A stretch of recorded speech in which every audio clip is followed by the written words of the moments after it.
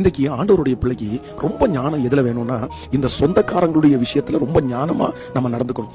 நிறைய பேருடைய வாழ்க்கையில இந்த கட்டுகளே என்ன அப்படின்னா, இந்த சொந்தக்காரங்களே ஒரு பெரிய கட்டு, சொந்தமே ஒரு கட்டு. இந்த உறவு விட்டு போக கூடாது, இந்த சொந்தம் விட்டு போக கூடாது. இல்ல உண்மைதான், சொந்தங்கள் சேர்ந்து இருக்கிறது, ஒரு கல்யாணத்துல பாக்குறது, இதெல்லாம் நமக்கு ஒரு பெரிய சந்தோஷத்தை கொடுக்கிறது உண்மைதான். ஆனா ஒண்ணு நினைச்சுக்குங்க, இந்த சொந்தக்காரங்களை நம்ம சரியா கையாளலைன்னா, நீங்க ஞானமா கையாளல அப்படின்னா இந்த சொந்தக்காரங்களால ரொம்ப பெரிய பாடுகளை நீங்க படுவீங்க.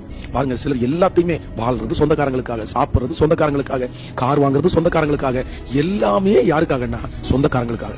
இவங்களால நிம்மதியா தனிப்பட்ட விதத்துல ஒரு முடிவு எடுக்கவே முடியாது. ஒரு ஆலயத்துக்கு போக முடியாது, இல்ல இவங்க நினைச்ச நேரத்துக்கு இதை அவாய்ட் பண்ண முடியாது. ஏன்னா அந்த சொந்தக்காரங்களுடைய கட்டு இவங்களை ரொம்ப கட்டி வச்சிருக்கும். இந்த மாதிரி ஒரு சூழ்நிலை நீங்க இருப்பீங்கன்னா தயவு செய்து நீங்க ஞானமா வெளியே வந்துருங்க.